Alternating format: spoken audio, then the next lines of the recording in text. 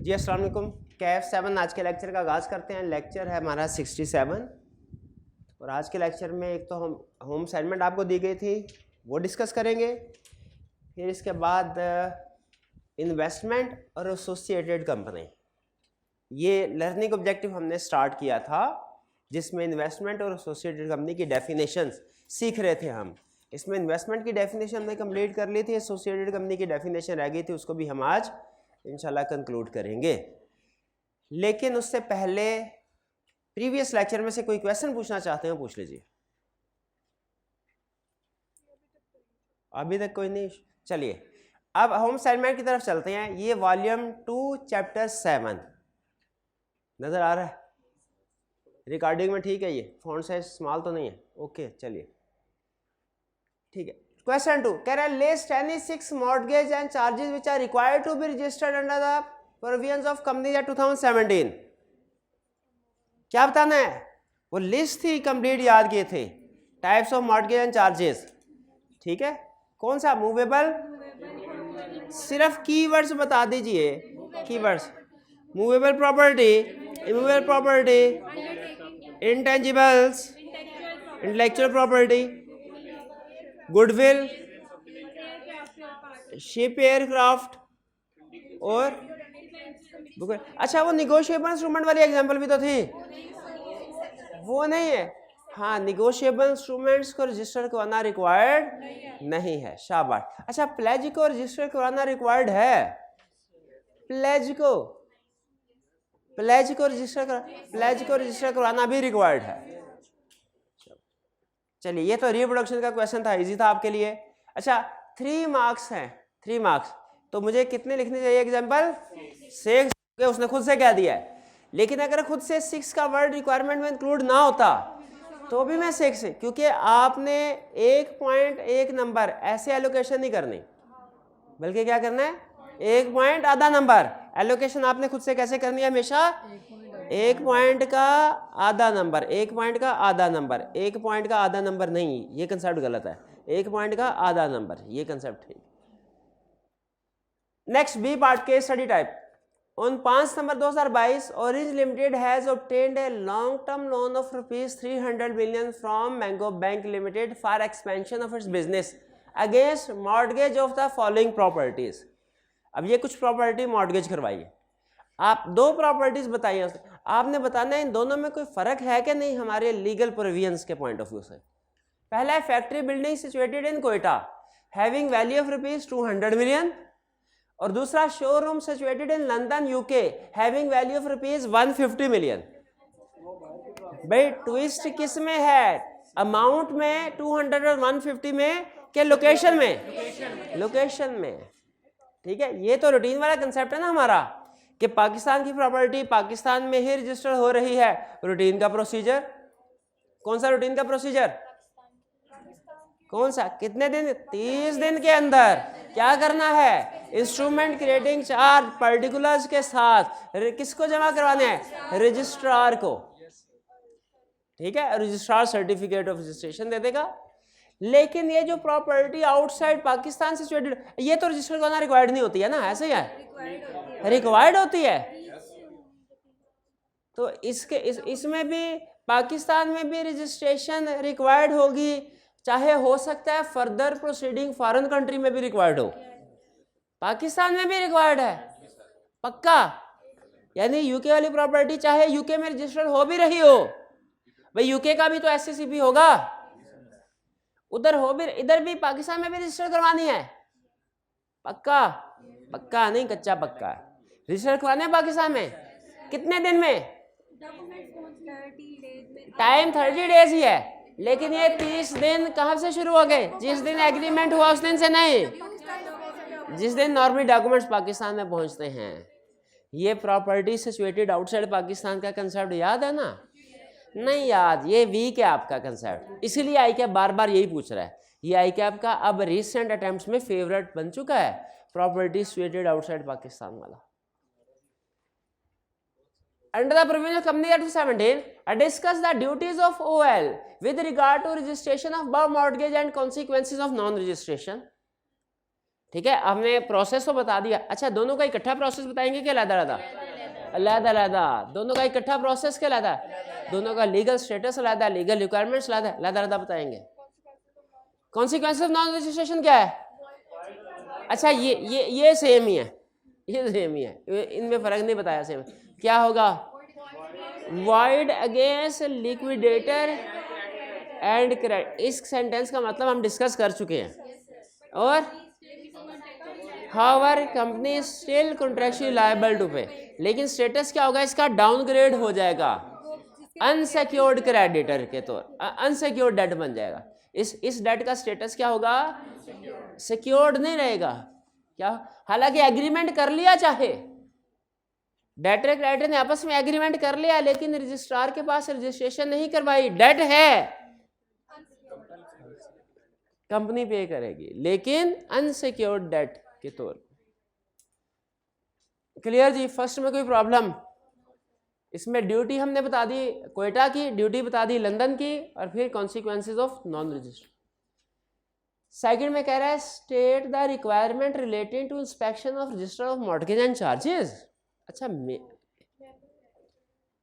मेरा ख्याल है सिर्फ मेंबर ही कर सकते हैं, क्रेडिटर भी कर सकते हैं। अच्छा, क्रेडिटर कर सकते हैं तो मेरा ख्याल है कि जो मेंबर और क्रेडिटर नहीं है वो भी कर सकते हैं। हाँ जी, शाबाश। जो मेंबर और क्रेडिटर्स है वो इंस्पेक्ट कर सकते हैं विदाउट फी, और जो अदर पार्टीज हैं, जैसे मैंने अगर अभी लोन दिया नहीं, देना है लोन, लेकिन मैं पहले देखना चाहूंगा कि प्रॉपर्टी कौन सी है, उसके ऊपर किस किसने मॉर्गेज चार्ज क्रिएट करवाया, देखना चाहूंगा ना, तो उसके लिए तो मुझे रजिस्टर मॉर्गेज चार्जेस चाहिए, तो मेरे पास राइट है, देख सकता हूँ, लेकिन फीस पे करके। क्वेश्चन 2 में कोई प्रॉब्लम? असाइनमेंट में और कौन सा क्वेश्चन था? एक ही नहीं था, एक ही था। ये समझते क्या मुझे हैं? सरकारी कॉलेज में पढ़ाता हूँ, एक ही था। वॉल्यूम, ये चैप्टर 7, और वॉल्यूम 1 के भी क्वेश्चन थे 2, और वॉल्यूम 2 के 3 क्वेश्चन है, 2, 3 और 4। 2, 3, 2 है अभी, 3 तो अभी रहता है। 3 को पढ़ते हैं, 4 भी कहूंगा इसके बाद रहता है, क्योंकि रहता है तो फिर रहता है। 2, 3 under the provisions of Companies Act 2017 describe the circumstances in which registrar has power to make entries of satisfaction and release of charge in the register of mortgage and charges without intimation from company. Without intimation, सबसे अहम लफ्ज पूरे question में कौन सा है? Without. भाई ये कैसे हो सकता है? रजिस्ट्रार को कंपनी ने इतलाई ना भेजी हो, रजिस्ट्रार फिर भी एंट्री कर लेगा रजिस्ट्रेशन की के सेटिस्फेक्शन की? सेटिस्फेक्शन बोले तो क्या मतलब है? पेमेंट। पेमेंट की क्या एंट्री कर सकता है रजिस्ट्रार खुद से? कंपनी ने इतला नहीं दी फिर भी कर सकता है। वो किन हालात में? ऐसी कौन सी क़यामत टूट पड़ी उस पे? जब उसे एविडेंस मिले, सफिशिएंट एविडेंस मिले जिससे उसकी सेटिस्फेक्शन हो जाए। क्या? Debt has been paid, property has been, property no more relates to company, या property has been release from the charge. अच्छा, अब ये उसे इतला कहाँ से मिलेगी? इसके ऊपर लॉ साइलेंट है कि कंपनी नहीं बताएगी तो फिर कौन बताएगा? उसके मुखबर होंगे, उसके लैंडर भी हो सकता है अखबार में इश्तिहार आ जाए, या किसी भी लॉ ने इसके ऊपर जोर नहीं दिया तो सेटिस्फैक्ट वो रजिस्टर कर सकता है। क्लियर? इसमें और मजीद कोई पॉइंट था? नहीं, सिर्फ उसने यही बताया था कि कर सकता है और किन सर्कमस्टेंसेस में कर सकता है, हमने बता दी। क्या थी फिर बताया? 3 सिचुएशन कौन कौन सी थी? Property, debt has been paid, property has been release from charge, और या property is no more of company. शाबाश। क्वेश्चन 4 लिखा हो, इसीलिए रिटन फॉर्म में असाइनमेंट दी जाती है ताकि सनद रहे और बवक्त ज़रूरत काम आवे। आगे ना काम। ये 4 On 15th August 2015, Masoom Limited repaid the short-term running finance facility it had obtained from AB Bank Limited against a floating charge on the stock in trade and book debts of the company. Repay कर दिया. इसका मतलब है ये registration वाला concept नहीं है, satisfaction वाला कंसेप्ट है. रजिस्ट्रेशन वाला कंसेप्ट कोई और था, सेटिस्फैक्शन वाला कंसेप्ट कोई और है. अच्छा अब क्या हुआ? अब क्या हुआ? उसने रीपे कर दिया. अच्छा किया. क्या पूछा? In view of the provisions of company and briefly describe duties of Masoom limited and the registrar under above circumstances. ये एक नहीं दो क्वेश्चन हैं. Duty of company, duty of registrar. Duty of company में रीपे कर दिया. क्या करना है? विद इन कितने दिन? 30 डे. इतला पहुंचानी है किसको? रजिस्ट्रार. अच्छा किसने? मासूम लिमिटेड ने के बैंक ने? मासूम लिमिटेड ने. क्लियर? एविडेंस के साथ. अच्छा फिर इसके बाद क्या करना है? रजिस्ट्रार ने नोटिस भेजना है लेंडर को कि भाई तेरे को कितने दिन दिए? 14 दिन दिए. 14 डेज के अंदर अंदर जवाब दाखिल करो. क्या कि why not this charge should be released. भी हो गया है 14 डेज के अंदर अंदर. अगर हाँ लेकिन एक सिचुएशन में ये नोटिस नहीं भेजा जाता जब नो ऑब्जेक्शन सर्टिफिकेट, जब company Masoom limited no objection certificate bank से लेके साथ ही फाइल कर दे, उस सूरत में नोटिस की जरूरत नहीं, चार्जशीट करेगा. लेकिन अगर ये फाइल नहीं किया गया, अब यहाँ से दो ऑप्शंस खुलेंगी. ऑप्शन 1 14 डेज के अंदर कोई ऑब्जेक्शन फाइल नहीं होता तो रिलीज कर देगा. नंबर 2 14 डेज में ऑब्जेक्शन फाइल हो जाता है तो नंबर 1 अपने पास नोट कर लेगा ऑब्जेक्शन आया. नंबर 2 रिलीज नहीं करेगा चार्ज से. नंबर 3 मासूम लिमिटेड को इन्फॉर्म कर देगा. 3 काम क्या करने हैं? रखेगा और जो है वो रिलीज नहीं करेगा और साथ ही इन्फॉर्म करेगा कंपनी को इन्फॉर्म करेगा. शाबाश. कंपनी का नाम क्या था? यही इसी के ऊपर तो गौर करते रहो सारे क्वेश्चन में. ये कितनी कंसेप्ट बताया भाई. ये क्लियर हो गया आपको? ठीक है. ये सेटिस्फेक्शन से रिलेटेड था. ये क्वेश्चन 4 सेटिस्फेक्शन से रिलेटेड था. क्वेश्चन 2 किससे? रजिस्ट्रेशन से रिलेटेड था. तो बहाने से दोनों 2 सवाल 2 कंसेप्ट रिवाइज हो गए. क्लियर? अब चलते हैं हम अपने वॉल्यूम 1 की तरफ. चाहे दूसरे लेक्चर में मिलेगी, पहले लेक्चर में नहीं मिलेगी.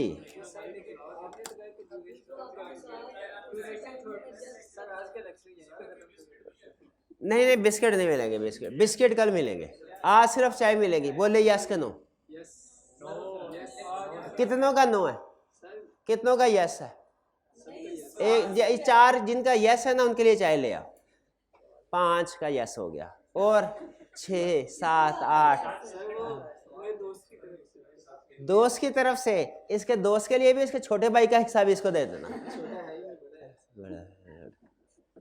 जब चीज लेनी होती है तब छोटा भाई कहते हैं, वरना कहते हैं बड़े भाई को लेके आओ. चलिए जी, ले आ भाई सबके लिए चाय ले आए. कितनी कोशिश कीजिएगा.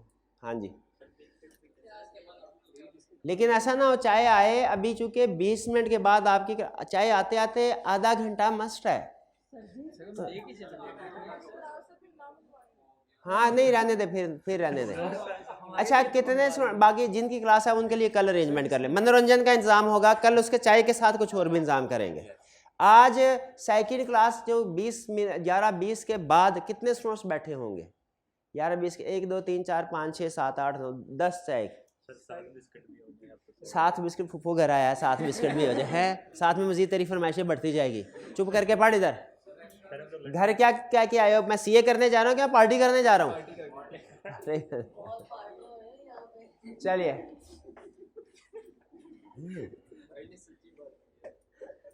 चलिए बस कर दीजिए. टाइम बस इतना काफी है जो हमने ज़ाया कर लिया. अब हम आगे चलते हैं क्वेश्चन नंबर 1 और 2. अच्छा पहले ऐसा करते हैं डेफिनेशन कंप्लीट कर लेते हैं. फिर इसके बाद क्वेश्चन 1 और 2 की तरफ चलेंगे। अच्छा, ये डेफिनेशन इन्वेस्टमेंट और इन्वेस्टमेंट इन एसोसिएटेड कंपनी, रिप्रोडक्शन के क्वेश्चन के हवाले से एसोसिएटेड कंपनी की डेफिनेशन अहम है, वो बाज़-औक़ात पूछ लेता है, 6-7 नंबर का मुफ्त का क्वेश्चन है रिप्रोडक्शन में, इसलिए आपने कोशिश करनी है डेफिनेशन को कंप्लीट याद करें। और जब हम कहते हैं लॉ में कंप्लीट डेफिनेशन, तो इससे मुराद उसकी एक्सेप्शन भी होती हैं। तो प्रीवियस लेक्चर में हमने क्या स्टडी किया था, अब वो हमारे भाई जो मैटर लिखते थे वो तो नहीं है, तो हमें प्रोजेक्टर से ही काम चलाना पड़ेगा। कोई हर्ज तो नहीं है प्रोजेक्टर से पढ़ने में, इजाज़त है? चलिए जी। Investment includes equity, loan and advance, ये हमने पढ़ लिया, सिर्फ क्विक रिवीजन करवा रहा हूँ आपकी। Investment include equity, loans, advances and guarantees by whatever name called, यानी जो मर्जी कह दें, लेकिन अगर उसकी nature equity, loans, advances, guarantee के, तो investment. Normal trade credit is not considered as investment. इसमें केस स्टडी के पॉइंट ऑफ व्यू से 2 वर्ड्स को अंडरलाइन कीजिए, एक लोन को और एक नॉर्मल ट्रेड क्रेडिट को। कह रहे हैं इन्वेस्टमेंट में सिर्फ ये ना समझिए किसी कंपनी के शेयर्स खरीदते हैं आप तो वो इन्वेस्टमेंट है, अगर आप किसी कंपनी को लोन देते हैं वो भी इन्वेस्टमेंट है। केस स्टडी में अक्सर लोन का जिक्र करेगा, तो ताकि आपका ध्यान इन्वेस्टमेंट की तरफ ना जाए, लेकिन फौरन आपने पिक कर लेना है कि इन्वेस्टमेंट इंक्लूड्स लोन, पहली चीज। दूसरी चीज, normal trade credit is not considered as invest. Normal trade credit क्या है? किसी को उधार माल दे देना, ठीक है, किसी को उधार। तो क्या इसका मतलब ये है कि ये इन्वेस्टमेंट की गई है? नहीं। जैसे नॉर्मली फर्ज कीजिए हमने अपने किसी कंपनी गाड़ी खरीदनी है, नॉर्मली भी जिस पर्सन ने गाड़ी खरीदनी है वो एडवांस में पेमेंट करता है, हमने भी एडवांस में ही पेमेंट कर दी, अभी बदले में गाड़ी आई नहीं, वो 6 महीने बाद मिलेगी। क्या ये जो एडवांस में पे किया ये इन्वेस्टमेंट है? ये इन्वेस्टमेंट क्यों नहीं है? क्योंकि नॉर्मल ट्रेड क्रेडिट है, नॉर्मली ऐसा ही होता है उस बिजनेस में। तो डेट इन्वेस्टमेंट है, नॉर्मल ट्रेड क्रेडिट इन्वेस्टमेंट नहीं है। डेट इन्वेस्टमेंट है, इन्वेस्टमेंट नहीं है। ये केस स्टडी के की पॉइंट्स हैं, इनको याद रखिएगा। फिर इसके बाद एसोसिएटेड कंपनी की डेफिनेशन, आपको याद होगा वो हमने डेफिनेशन कवर की थी लेफ्ट साइड पे सोल प्रोप्राइटरशिप, पार्टनरशिप, डायरेक्टर और ओनर को रख के, और फिर राइट साइड पे सोल प्रोप्राइटरशिप और वो क्या था 1 by 1 if a person relation बनाए थे, पर्सन इधर भी सोल प्रोप्राइटर उधर भी सोल प्रोप्राइटर, तो वो एसोसिएटेड अंडरटेकिंग्स, इधर पार्टनर उधर सोल प्रोप्राइटर अंडरटेकिंग। अच्छा, हमने लेकिन एसोसिएटेड अंडरटेकिंग डेफिनेशन की हद तक पढ़ेंगे। एसोसिएटेड अंडरटेकिंग और एसोसिएटेड कंपनी में क्या फ़र्क है? अगर 2 ऑर्गेनाइजेशन जो एक दूसरे के साथ एसोसिएटेड है वो कंपनीज हैं, तो हम उन्हें कहते हैं एसोसिएटेड कंपनीज। और अगर उनमें से कोई एक या दोनों कंपनीज नहीं है, सोल प्रोप्राइटर या पार्टनरशिप है, तो उन्हें एसोसिएटेड कंपनीज नहीं कहते, एसोसिएटेड अंडरटेकिंग कहते हैं, ठीक है। लेकिन केस स्टडी के डेफिनेशन की हद तक हम याद कर लेंगे। देखिए क्या कि any 2 or more companies are undertaking means organizations are associated if they are interconnected with either in following manner। अगर वो एक दूसरे के साथ इंटरकनेक्टेड है, कैसे? If a person who is the owner, partner, director or holder of 20% or more voting power, क्या 4 चीजें पूरी करवाएं? ओनर, पार्टनर, डायरेक्टर और होल्डर ऑफ 20% और मोर वोटिंग पावर। फिर से ओनर, पार्टनर, डायरेक्टर और होल्डर ऑफ 20% और मोर वोटिंग पावर। अच्छा बताइए, वोटिंग पावर से मुराद ऑर्डिनरी शेयर है, प्रेफरेंस शेयर के कोई से भी? ऑर्डिनरी, बेहतरीन। इसका मतलब है केस स्टडी का पॉइंट, एसोसिएटेड कंपनी का स्टेटस डिटरमिन करने के लिए ऑर्डिनरी शेयर गिनने हैं, प्रेफरेंस शेयर इग्नोर करने हैं। ऑर्डिनरी शेयर गिनने हैं, प्रेफरेंस शेयर इग्नोर करने हैं। करे if a person who is owner, partner, director और होल्डर ऑफ 20% और more voting powers in a company और अंडरटेक इज आल्सो, फिर उसके बाद फिर copy paste, is also owner, partner, director और होल्डर ऑफ 20% और मोर वोटिंग पावर्स। तो दोनों क्या होंगी आपस में? एसोसिएटेड अंडरटेकिंग, यहाँ एसोसिएटेड कंपनी। अच्छा जरा क्विक रिकैप एक्सरसाइज, इधर डायरेक्टर है, उधर दूसरी कंपनी में भी डायरेक्टर है, एसोसिएटेड कंपनीज हैं, इधर 25% शेयर होल्डिंग, दूसरी कंपनी में 30% एसोसिएटेड कंपनी है। अच्छा, इधर डायरेक्टर दूसरी कंपनी में 10% शेयर होल्डर, इधर डायरेक्टर दूसरी कंपनी में 25% शेयर होल्डर, ये एसोसिएटेड है क्या? फिर से इधर डायरेक्टर दूसरी कंपनी में 20% से ज्यादा share holder, 20% share holder, exact 20% share holder है, तो फिर भी एसोसिएटेड है। यानी कॉमन डायरेक्टरशिप भी हो सकती है, कॉमन शेयर होल्डिंग भी हो सकती है, एक जगह पे डायरेक्टर दूसरी जगह पे शेयर होल्डर भी। अब वो एग्जाम्पल जो उसने डेफिनेशन में नहीं बताई लेकिन केस स्टडी में पूछता है ना जी बात। शाबाश। अगर एक कंपनी ने किसी दूसरी कंपनी के 20% या उससे ज्यादा शेयर्स खरीद लिए तो दोनों एक दूसरे की एसोसिएटेड हो जाएंगी। ये बताइए, ये पहले वाली लाइन सारी क्लियर हुई? हाँ, इसमें यह कह रहा है कि जो शेयर स्पाउस और माइनर चाइल्ड के होना समझे जाएंगे वो उसी के हैं। स्पाउस और माइनर चाइल्ड के शेयर्स हो ही ना, शेयर्स ना हो तो फिर नहीं गिने जाएंगे, फिर नहीं गिने जाएंगे।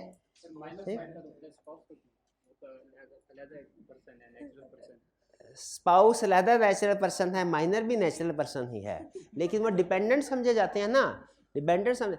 आप जब बड़े होंगे किसी सरकारी महकमे में अफसर लगेंगे, माशाल्लाह करप्शन करने को दिल करेगा तो करप्शन करके अपने नाम पे जायदाद बनाएंगे। देखा देखा, ठीक है ना। तो इसीलिए लॉ ने इन रिश्ते, क्योंकि ये वो रिश्तेदार है जिन्होंने साथ ही रहना है, बाकी और भी रिश्तेदार होते हैं वो भाग भूग जाते हैं। और बाज़ औक़ात ऐसा होता है, ऐसी भी एग्जाम्पल्स है, कभी हिस्ट्री पढ़ें कि करप्शन कर करके कज़न के नाम पे, चचा के नाम पे प्रॉपर्टी बनाई ताकि जब इन्वेस्टिगेशन हो तो कहे हमारे नाम पे तो कुछ है ही नहीं, सारी उम्र करप्शन की, उसके बाद और चचा के नाम पे, ठीक है, ताकि बाद में उनसे वापस ले लेंगे। उसके बाद डेथ हो गई, बीवी बच्चे कहने लगे चचा से प्रॉपर्टी, कहते प्रॉपर्टी कैसी ले सकते हो तो कानूनी कार्रवाई करके ले लो, तो सारी उम्र गुनाह भी कमाया कुछ हाथ भी नहीं आया। ऐसे भी होता है। तो अपना नाम क्या, खाओ, करप्शन किया फौरी खाओ पियो मौज मस्ती करो, संभाल के रखने की क्या, और गुनाह भी किया और फिर उसका एंजॉय भी नहीं किया, ऐसे तो नहीं ना होना चाहिए। ठीक है, जब भुगतना है आगे चल के तो यहाँ तो याद, लेकिन ऐसे भी होता है। और बेहतरीन स्ट्रेटजी क्या है भला, यकीन कीजिए, लेकिन ये जब आप गलत काम कर चुके होते हैं ना, फिर आपको पता चलता है कि बड़े सही कहते थे कि ये काम नहीं करना, लेकिन जब तक काम करते नहीं तब से। करप्शन से ज़्यादा बेहतर है थोड़ी सुकून, क्योंकि देखे खाना तो उतना ही होता है। और यकीन कीजिए ये मुहावरा नहीं है, ये सच में है, ठीक है। खाना जो है बहरहाल चलें, छोड़े, आगे चलते हैं, आगे आपकी मर्जी है। हाँ, तो बेहतर सिंपल रूल, करप्शन ना करना करप्शन करने से बेहतर है, सिंपल। अब क्या बंदा डिटेल में जाए, बाकी जिसने यकीन करना है करे, जिसने नहीं यकीन करना आजमा ले, अब करप्शन करके देख ले। चलिए आगे चलते हैं। तो अच्छा, ये बात समझ आ गई सारी?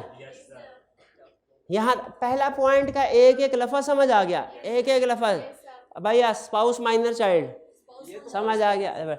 इफ दूसरा पॉइंट अजीब है, इफ कंपनीज आर अंडर, ये आपको एक प्रीवियस कंसेप्ट की तरफ लेके जाएगा, और जो वो बताएगा प्रीवियस कंसेप्ट कौन सा है, ये इसका ताल्लुक प्रीवियस किस कंसेप्ट से है, ये मैं नहीं बताऊंगा किस चैप्टर में।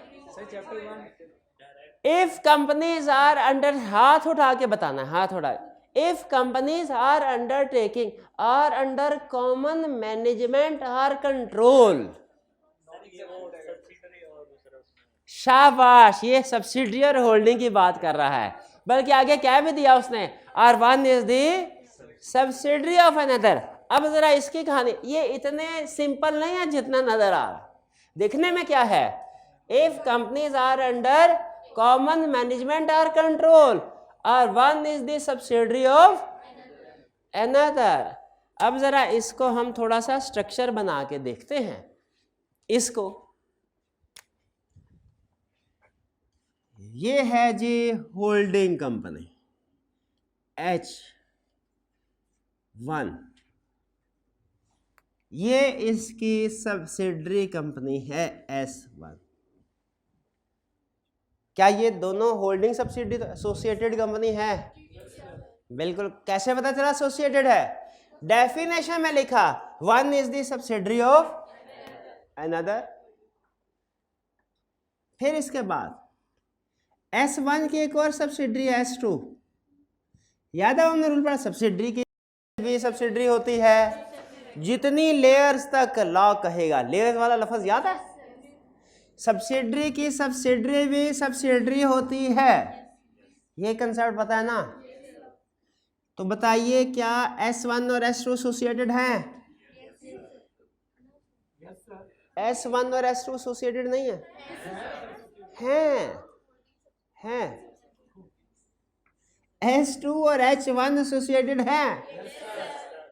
बिल्कुल। कैसे? सब्सिडरी की सब्सिडरी भी सब्सिडरी होती है और सब्सिडरी एसोसिएटेड होती है। ठीक है? और कहूं?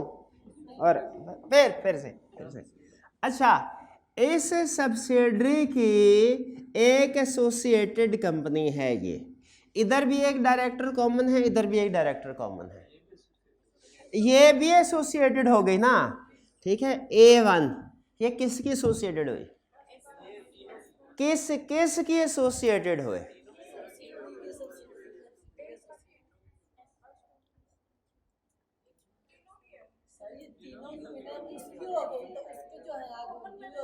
हाँ, उसकी हो गई तो उसकी बिल्कुल ठीक है। आगे चल ले।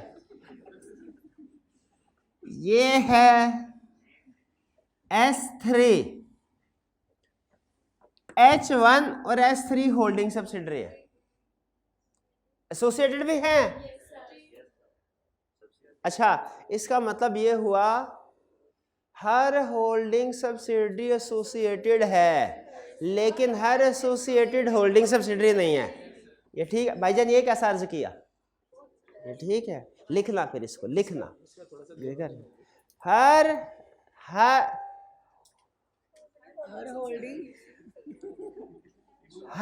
होल्डिंग सब्सिडरी एसोसिएटेड होती है, लेकिन हर एसोसिएटेड होल्डिंग सब्सिडरी नहीं होती। फिर से मुकर्रर, हर होल्डिंग सब्सिडरी एसोसिएटेड होती है, लेकिन हर एसोसिएटेड होल्डिंग सब्सिडरी नहीं होती। नहीं, तशरीह explain with the help of example कहते होते हैं, वो तो पूछे केस स्टडी के अगर एक कंपनी ने दूसरी कंपनी के 25% शेयर खरीदे तो दोनों एसोसिएटेड कंपनी है, होल्डिंग सब्सिडरी कोई नहीं। और अगर एक कंपनी ने दूसरी कंपनी के 55% शेयर खरीदे तो होल्डिंग सब्सिडरी भी है, एसोसिएटेड भी है। शाबाश। इस एग्जांपल को लिख लेना है, ठीक है? 25% एंड 55% के साथ, जहां पे ये रूल लिखा ना, हर होल्डिंग सब्सिडरी एसोसिएटेड है, हर एसोसिएटेड होल्डिंग सब्सिडरी नहीं है। अब सवाल मेरा ये है, इन दोनों का आपस में कोई लेना देना नहीं है। S1 S3 क्या ये आपस में एसोसिएटेड है? हाँ जी, शाबाश। कैसे हैं? Under common management. और अभी ये समझ आया आपको? If companies are under common management or control, ये दोनों under common management and control है, और one is the subsidiary of another, holding subsidiary जितनी भी हैं। क्लियर हो गया? अच्छा, दूसरा पॉइंट भी क्लियर, एक एक लफ्ज, पहले का भी दूसरे का भी। तीसरा, इफ अंडरटेकिंग इज मुदारबा मैनेज बाय कंपनी, मुदारबा मैनेज बाय। अच्छा, एक कंपनी होती है जिसे कहते हैं मुदारबा मैनेजमेंट कंपनी। क्या नाम? मुदारबा मैनेजमेंट का। उसकी जिंदगी का मकसद है सूद मिटाओ, सूद मिटाओ, प्रॉफिट शेयरिंग पे आओ। क्या? प्रॉफिट शेयरिंग पे आओ। मुदारबा मैनेजमेंट कंपनी एक ऐसा आइडिया फ्लोट करती है, एक ऐसी कंपनी बनाती है, जैसे मुदारबा मैनेजमेंट कंपनी है ना, उसने बहुत से दूसरी कंपनीज बनाई होंगी। मुदारबा मैनेजमेंट कंपनी ने बहुत सी दूसरी कंपनीज बनाई होगी। एक हो सकता है रिटेल सेक्टर में, इस भाईजान को रिटेल सेक्टर पसंद, रिटेल कौन सा सेक्टर पसंद है, सीमेंट कंपनी, सीमेंट सेक्टर में एक कंपनी बना ली और शुगर सेक्टर में एक कंपनी बना ली। मुदारबा मैनेजमेंट कंपनी ने बहुत से मुदारबाज रजिस्टर करवाती है। मुदारबा मैनेजमेंट कंपनी क्या करती है, उसे मुदारबा और फिर कहती है जो इस्लामी असूलों के मुताबिक, इस्लामिक फाइनेंसिंग के मुताबिक इन्वेस्टमेंट करना चाहते हैं आ जाए। आपके पास स्किल है, पैसा नहीं है और आप बैंक के पास नहीं जाना चाहते क्योंकि बैंक सूद मांगता है, तो आप किधर जाएं, मुदारबा मैनेजमेंट कंपनी के पास। वो किसी ना किसी मुदारबा में आपको ऐड कर देंगे। इन भाईजान के पास पैसा है, ये कमाना तो चाहते हैं लेकिन सूद नहीं कमाना चाहते, तो ये क्या करें, ये भी मुदारबा के पास आ जाए। मुदारबा मैनेजमेंट कंपनी क्या करेगी कि जो इन दोनों का, जिस मुदारबा में दोनों इंटरेस्टेड होंगे उसमें एक का पैसा लगाएगी, दूसरे की स्किल, उसे कहेगी लो मैनेज करो, प्रॉफिट कमाओ, और इन दोनों की सिक्योरिटी के लिए कि ये उसके पैसे लेके ना भाग जाए या ये उसको बाद में प्रॉफिट ना दे, मुदारबा ऊपर कंट्रोल कर रही है। अब मुझे बताइए, मुदारबा मैनेजमेंट कंपनी बड़ी जो कि बेसिकली कंट्रोल कर रही है डिफरेंट मुदारबाज को। लफ्ज़ मुदारबा मैनेजमेंट कंपनी में और मुदारबा में फ़र्क समझ आया? तो मुझे बताइए, क्या मुदारबा मैनेजमेंट कंपनी और मुदारबा जो अलहदा रजिस्टर हुई है, इनमें कोई रिलेशनशिप समझ आता है आपको? क्या है ये? एसोसिएटेड कंपनीज है कि नहीं है? तो यही बात कर रहा है, इफ द अंडरटेकिंग इज मुदारबा which is manage by company, या कंपनी के बजाय मुदारबा मैनेजमेंट कंपनी लिख दें तो पूरा नाम है। तो एक मुदारबा का मैनेजमेंट कंपनी जितने भी मुदारबाज बिजनेस चला रही होती है उसके एसोसिएटेड है। वो जो मुदारबाज आपस में भी एसोसिएटेड, क्योंकि under common management and control है। भाई क्लियर ये एसोसिएटेड की डेफिनेशन। अब चलते हैं इसकी एक्सेप्शन की तरफ। ट्विस्ट तो कहानी में अब आया, ट्विस्ट तो कहानी में अब आया। एक्सेप्शंस, एक्सेप्शंस का मतलब क्या होता है? वो सिचुएशंस जिन पे जनरल प्रोविजन अप्लाई नहीं होती। पहले कहता है इंडिपेंडेंट डायरेक्टर। इंडिपेंडेंट डायरेक्टर पढ़ा हमने, जो इंडिपेंडेंट डायरेक्टर का क्राइटेरिया बताएगा 100 रुपये इनाम पाएगा। पढ़ा था ना चैप्टर 3 में। एक पढ़ा था रेगुलर डायरेक्टर का क्राइटेरिया, वो माइनर वाला, अनडिस्चार्ज, वो नहीं पूछ रहा।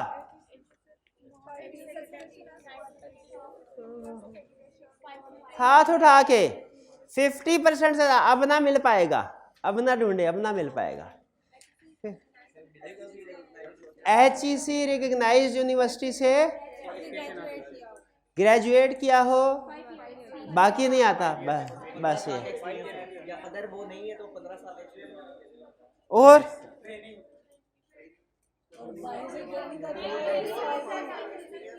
मिला के भी नहीं बता सुना ना। अगर तुम ट्रेनिंग कर ली तो एग्जाम्पशन ले ले आके। अगर ट्रेनिंग कर लिया तो एग्जाम्पशन, ट्रेनिंग कर लिया तो एग्जाम्पशन किस चीज़ की लेगा? और ट्रेनिंग नहीं है उसकी एग्जाम्पशन होती है, खुदा का। इंडिपेंडेंट डायरेक्टर, ये ऐसे आई कि आपके इंग्लिश का पेपर दीजिए और पास होने के बाद एग्जाम्पशन सर्टिफिकेट ले लें उसका। वो कहेगा एग्जाम्पशन सर्टिफिकेट हुआ, चाहे कोई बात। इंडिपेंडेंट डायरेक्टर तो बाहर, इंडिपेंडेंट डायरेक्टर जो भी होता है कोई, ये तो पता है ना। इंडिपेंडेंट डायरेक्टर एसोसिएटेड का स्टेटस डिटरमिन करने के लिए कंसीडर नहीं किया जाएगा। मतलब क्या कहना चाह रहा है? एक कंपनी में वो डायरेक्टर है, कॉमन डायरेक्टर है, एक में भी दूसरी में भी, लेकिन इंडिपेंडेंट डायरेक्टर है तो दोनों कंपनी एसोसिएटेड नहीं होंगी।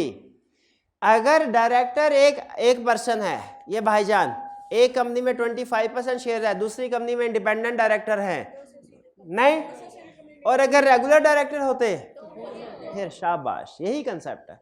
दूसरा, director nominated by federal government, और आगे कहानी चला रहा है, और प्रोविंशियल गवर्नमेंट और फाइनेंशियल इंस्टीट्यूशन डायरेक्टली और indirectly under control by federal government और प्रोविंशियल। भैया एग्जाम में हेडिंग जहन में आ जाए, बाकी सेंटेंस चला लेते हैं कि नहीं? तो हेडिंग इसकी क्या है? Nominee director. जैसे इंडिपेंडेंट डायरेक्टर हो वो एसोसिएटेड की एक्सेप्शन है। नॉमिनी डायरेक्टर भी एक्सेप्शन। एक्सेप्शन का मतलब क्या, अगर कॉमन डायरेक्टरशिप है तो सही, लेकिन एक में रेगुलर डायरेक्टर है, दूसरे में नॉमिनी डायरेक्टर है, तो भी नहीं होगा। नॉमिनी डायरेक्टर पता ना क्या है, सबसे पहले हमने कहाँ पढ़ा था नॉमिनी डायरेक्टर, एक में कोई नहीं बोलेगा, अगर कोई बोला तो प्राइज कैंसिल। हमने पूरे कंपनी लॉ में सबसे पहले नॉमिनी डायरेक्टर कहाँ पढ़ा था। आपके पास टाइम है 10 सेकंड का मजीद। नहीं यार, ये लीजिए, किस जगह पढ़ा था, प्राइस कोई नहीं, अब किस जगह पढ़ा, वो एक्सेप्शंस में, वो मेंबर की नहीं थी, वो डायरेक्टर की थी, कि डायरेक्टर को मेंबर होना लाजमी है, लेकिन 4 एक्सेप्शंस थे, उनमें पहली दफा हमारा वास्ता पड़ा था नॉमिनी डायरेक्टर से, और उसमें हमने 2 तरह के नॉमिनी डायरेक्टर पढ़े थे, एक गवर्नमेंट वाला, क्रेडिटर वाला। यहाँ पे किसकी बात कर रहा है, गवर्नमेंट वाला, यहाँ पे गवर्नमेंट की बात कर रहा है, क्रेडिटर वाले नहीं। उधर एक्सेप्शन में दोनों पढ़े थे। फाइनेंशियल इंस्टीट्यूशन, जो के फाइनेंशियल इंस्टीट्यूशन ने, फाइनेंशियल इंस्टीट्यूशन कौन से वाला, जो गवर्नमेंट ओन कर रही है, कौन से वाला, तो बैक एंड में तो गवर्नमेंट आ गई ना। वो बात कर रहा है बैंक ऑफ पंजाब की, बैंक ऑफ खैबर। भाई ये इंडिपेंडेंट डायरेक्टर एक्सेप्शन है, समझ आ गया, नॉमिनी डायरेक्टर एक्सेप्शन है, समझ आ गया। Shares owned by national investment trust or financial institution directly और इनडायरेक्टली ओन्ड और control by federal government or national investment. ये समझ लीजिए गवर्नमेंट का इदारा है जो गवर्नमेंट के सरप्लस पैसों को कहीं पे इन्वेस्ट करता है, यूं समझ लीजिए। तो नेशनल इन्वेस्टमेंट, अब इसने जगह जगह इन्वेस्टमेंट की हुई है। नेशनल इन्वेस्टमेंट ट्रस्ट किसका इदारा है, गवर्नमेंट का, जो मुख्तलिफ जगहों पे इन्वेस्टमेंट करता है। अब इसकी इन्वेस्टमेंट का पर्पज़ क्या है भला, कि इसने इन्वेस्ट करना है, अच्छी प्रॉफिट हुआ रहा तो उसको बेच देगा। इन्वेस्टमेंट फंड तो इसी तरह काम करते हैं ना। तो अगर नेशनल इन्वेस्टमेंट फंड ने किसी कंपनी में शेयर्स खरीदे हैं और वो 20% से चाहे ज़्यादा हो भी जाएं, एसोसिएटेड नहीं समझी जाएगी। ये बिल्कुल ऐसे जैसे सीडीसी वाली एग्जांपल थी, सीडीसी वाली सेंट्रल डिपॉजिटरी कंपनी, कभी सुना है? चले, बहरहाल नेशनल इन्वेस्टमेंट ट्रस्ट समझ आ गया, ये गवर्नमेंट का इदारा होता है। किसका? गवर्नमेंट का इदारा। काम क्या है? मुख्तलिफ कंपनी में इन्वेस्टमेंट करना। ये फिर भी एसोसिएटेड का स्टेटस नहीं बनेगा इससे।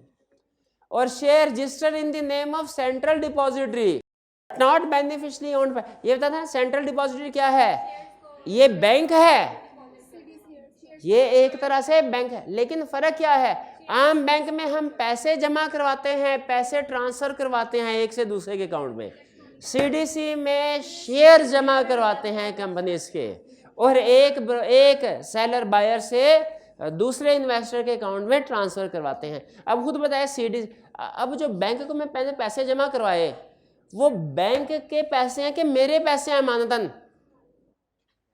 उनका बेनिफिशियल ओनर बैंक है कि ओनर मैं हूं, उसके पास अमानतन रखवाए हैं। उसी तरह सीडीसी के पास हमने जो शेयर्स रखवाए हैं उनका मालिक हालांकि वो सीडीसी के नाम पे होते हैं ताकि शेयर ट्रांसफर करने में आसानी हो, लेकिन उनका असल मालिक कौन है? इन्वेस्टर। अगर सीडीसी कंपनी के पास किसी दूसरी कंपनी के 100% शेयर भी आ जाए ना तो वो उसकी होल्डिंग सब्सिडी एसोसिएटेड नहीं बनती। क्यों नहीं बनती? क्योंकि वो उसके अपने नहीं होते, दूसरों के होते हैं।